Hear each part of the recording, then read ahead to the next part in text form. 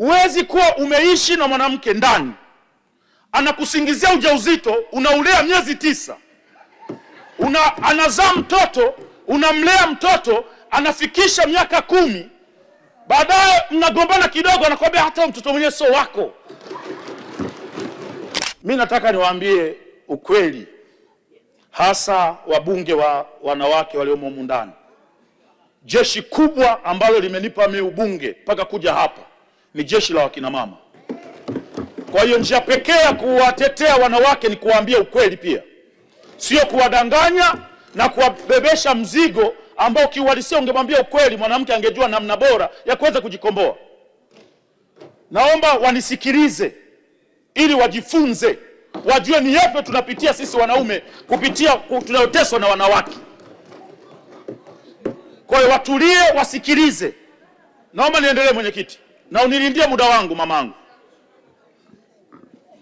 Mheshimiwa Mwenyekiti, wakati unamtetea mwanamke kuhusiana na ukatili wa kijinsia, ni lazima na yeye mwenyewe umfundishe namna ya kutojiingiza kwenye ukatili wa kijinsia. Yapo mambo ambayo yanafanywa na wanawake yanawaingiza automatically kwenye ukatili wa kijinsia, na nitayataja hapa, na wao wanawake watakuwa mashahidi kwenye hili. Jambo la kwanza, Mheshimiwa Mwenyekiti, huwezi kuwa umeishi na mwanamke ndani, anakusingizia ujauzito, unaulea miezi 9, anazaa mtoto, unamlea mtoto, anafikisha miaka 10, baadaye mnagombana kidogo, anakuambia hata mtoto mwenyewe sio wako. Ipo namna mwanaume wote, ipo namna ambavyo mwanaume anaweza kureact katika hasira, na kuna wanaume wanaweza kuvumilia hasira, na kuna wanaume wengine wakati wanapambana na hilo neno ulilomwambia unatokea ukatili wa kijinsia. Kwa hiyo tuwe wa kweli wakina mama. Mimba sio ya mtu, mwambie, usimbebeshe mzigo mwanaume ambao sio wa kwake. Wapo wanawake, wapo wakina mama, amesomeshwa, mtu anahangaika, ameacha kusomesha ndugu zake, wadogo zake, anamsomesha binti kwa kuamini kwamba atakuja kufunga naye ndoa ili waweze kuendesha familia. Akishamaliza kusoma, anamuona yule mwanaume hafai, anamgeuka. Ukimgeuka huyu mtu, familia yake yote inaambia tulikuambia. Mwisho wa siku haya matendo yanaleta hasira kali sana kwa wanaume.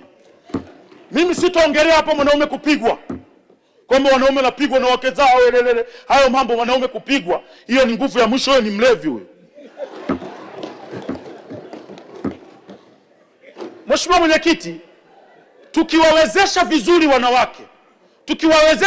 wanawake, kuna baadhi ya matendo ambayo wanayafanya ambayo utanitafsiria baadaye kama ni utapeli au ni wizi, yataondoka.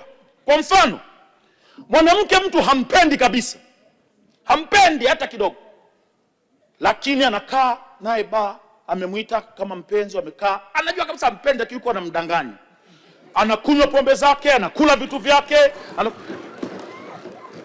mwisho yule bwana anaenda toilet, anarudi, anamwona mwanamke anakimbia kwenye bajaji.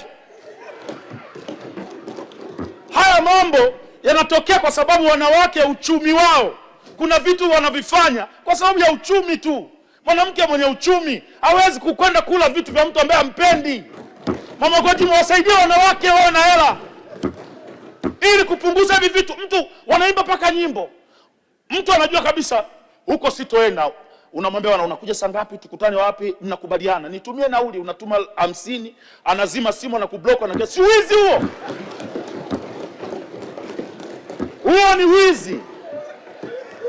Na wanatumia kawimbo kazuchu, siendi, nauli yake nakula, nasema siendi.